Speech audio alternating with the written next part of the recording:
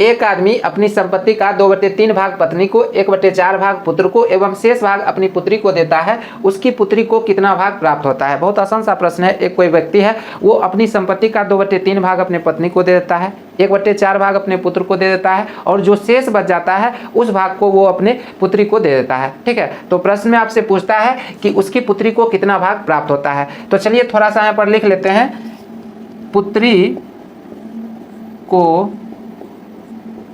प्राप्त भाग, और एक बार में ये प्रश्न बनेगा। अब यहाँ पर चलिए आप मान लीजिए कि कुल भाग कितना है, 1 है। ठीक है, मानना क्या है, ये है। ठीक है, कुल भाग कितना है, 1 है, जिसमें से कि 2/3 भाग पत्नी को दे देता है। तो जो पत्नी को दे देगा इसमें क्या करेंगे, घटा देंगे।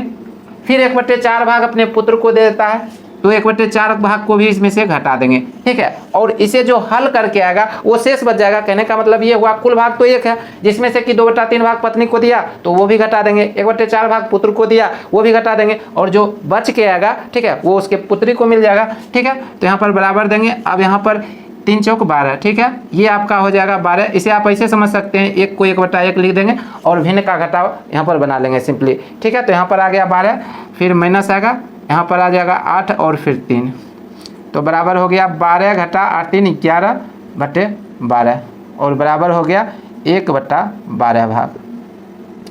तो उसकी पुत्री को कितना प्राप्त होगा, 1/12 भाग। आई होप कि इस प्रश्न को आप लोग अच्छी तरह से समझ चुके हैं। यदि आप इसी तरह के यूजफुल कंटेंट रेगुलर देखना चाहते हैं तो आप हमारे यूट्यूब चैनल को सब्सक्राइब जरूर करें और मुझे इनकरेज करने के लिए इस वीडियो को लाइक और अपने सभी दोस्तों के साथ शेयर जरूर करें। Thanks for the watching, have a nice day.